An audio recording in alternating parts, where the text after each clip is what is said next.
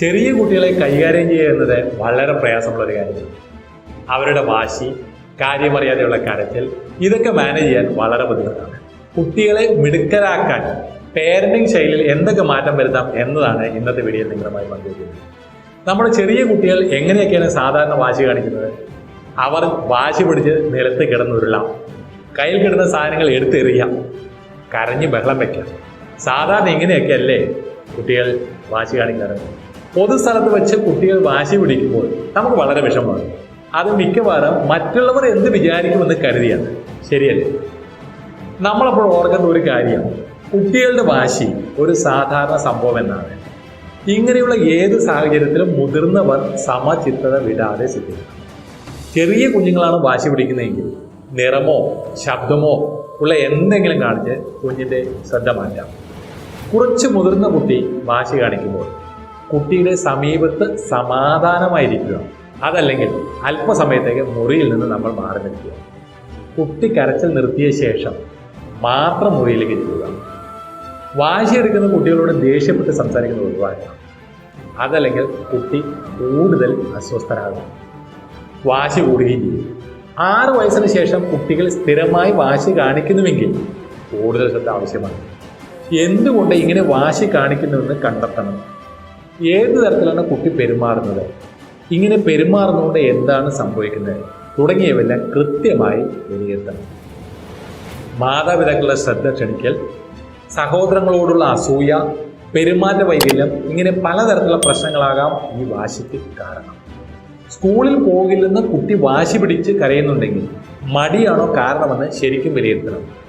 കുട്ടിയെ വീട്ടിലിരിക്കാൻ പ്രേരിപ്പിക്കുന്ന പോസിറ്റീവ് കാരണങ്ങൾ, സ്കൂളിൽ പോകുന്നതിന് തടസ്സം നിൽക്കുന്ന നെഗറ്റീവ് കാരണങ്ങളും ചിലപ്പോൾ കാണാം. ചിലപ്പോൾ സ്കൂളിലെ അധ്യാപകരുടെയോ സ്കൂൾ ജീവനക്കാരുടെയോ പെരുമാറ്റമാകാം കുട്ടി സ്കൂളിൽ പോകാൻ മടിക്കുന്നതിന് പിന്നിൽ. യഥാർത്ഥ കാരണം കണ്ടെത്തി പ്രശ്നം പരിഹരിക്കാൻ മാതാപിതാക്കൾ ശ്രദ്ധിക്കണം.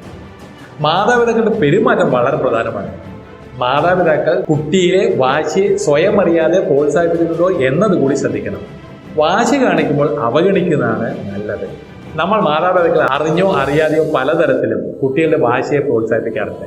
പൊതുസ്ഥലത്ത് വെച്ച് കുട്ടി വാശി കാണിച്ച് നിലത്ത് കിടന്നുരുളുമ്പോൾ ചില മാതാപിതാക്കൾ നാണക്കേട് കാരണം കുട്ടിയുടെ ആവശ്യങ്ങൾ സാധിച്ചു കൊടുക്കും. മറ്റു ചിലർ തിരക്കേറിയ ജീവിതത്തിനിടയിൽ സമയം പാഴാക്കാനില്ലാത്തതുകൊണ്ട് പെട്ടെന്ന് കാര്യം സാധിച്ചു കൊടുക്കും. വാശി കാണിച്ചാൽ ആവശ്യങ്ങൾ മാതാപിതാക്കൾ സാധിച്ചു നൽകും എന്ന് കുട്ടി മനസ്സിലാക്കുന്നതോടെ കുട്ടി വാശി കാണിക്കുന്ന സ്വഭാവം ആവർത്തിക്കുക. ഇത് മാതാപിതാക്കൾ തിരിച്ചറിയുന്നുണ്ടാവില്ല.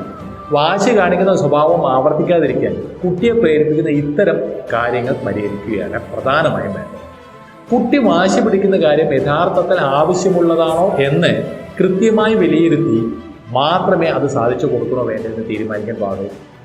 ചിലർക്ക് മക്കളാണ് സർവ്വപ്രധാനം. ഇത്തരക്കാർ മക്കൾ വാശി പിടിച്ചാൽ അവരുടെ ഇഷ്ടങ്ങൾ ഏത് വിധേയം സാധിച്ചു നൽകും. വാശി പിടിച്ച് കരയുന്ന കാര്യം സാധിച്ചു നൽകാതിരുന്നാൽ കുട്ടിയുടെ ആത്മാഭിമാനം വ്രണപ്പെടുന്നു എന്ന് കരുതുന്ന മാതാപിതാക്കളുമുണ്ട്. തങ്ങളുടെ കുട്ടിക്കാലത്ത് ആഗ്രഹിച്ചപ്പോൾ ഇതൊന്നും കിട്ടിയിരുന്നില്ലല്ലോ, മക്കൾക്കെങ്കിലും കിട്ടട്ടെ എന്നാണ് ചില മാതാപിതാക്കൾ ചിന്തിക്കുക. ഇതെല്ലാം കുട്ടിയുടെ വാശിയെ പ്രോത്സാഹിപ്പിക്കാൻ ചെയ്യുക. തീരെ ചെറിയ പ്രായത്തിൽ കുഞ്ഞിൻ്റെ ശ്രദ്ധ മാറ്റുക എളുപ്പമാണ്. ചെറിയ കുഞ്ഞുങ്ങളെ മാതാപിതാക്കളുടെ മുഖത്തിന് അഭിമുഖമായി കുഞ്ഞിൻ്റെ മുഖം വരുന്ന തരത്തിൽ ഉയരത്തിലുള്ള എവിടെയെങ്കിലും ഇരുത്തുക. അതിനുശേഷം കുഞ്ഞിൻ്റെ പ്രായത്തിനനുസരിച്ച് ഇല്ല എന്നോ ആവശ്യപ്പെടുന്ന സാധനം തരില്ല എന്നോ പറഞ്ഞ ശേഷം കുട്ടിയെ അവിടെ നിന്ന് മാറ്റി ശ്രദ്ധ തിരിക്കണം. കുറച്ചുകൂടി മുതിർന്ന കുട്ടികളെ ഇത്തരത്തിൽ ശ്രദ്ധയിരിക്കാൻ കഴിയില്ല.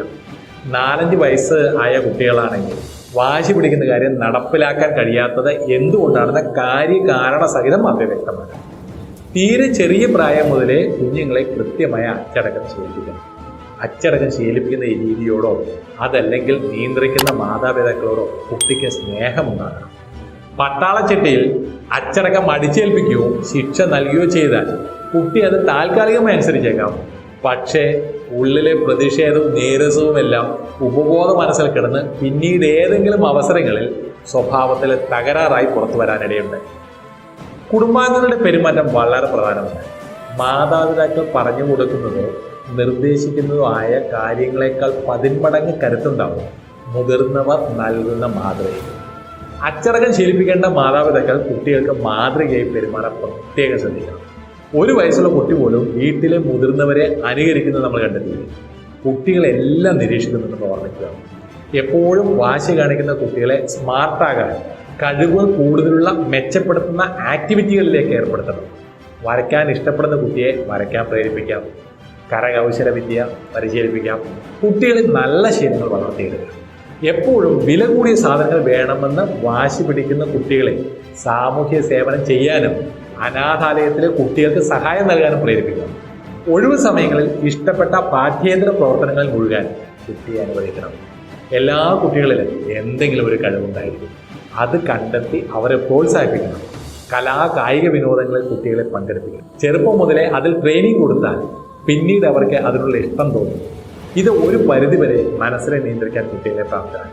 ഓർക്കുക, ഒരു നല്ല തലമുറയെ വാർത്തെടുക്കാൻ നമ്മൾ മാതാപിതാക്കൾക്ക് മാത്രമേ സാധിക്കൂ.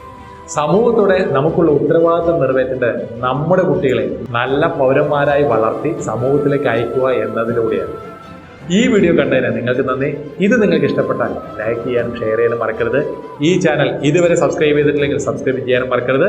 വീണ്ടും അടുത്തൊരു വീഡിയോയുമായി വരുന്നവരെ this is Sudheer Menon signing off.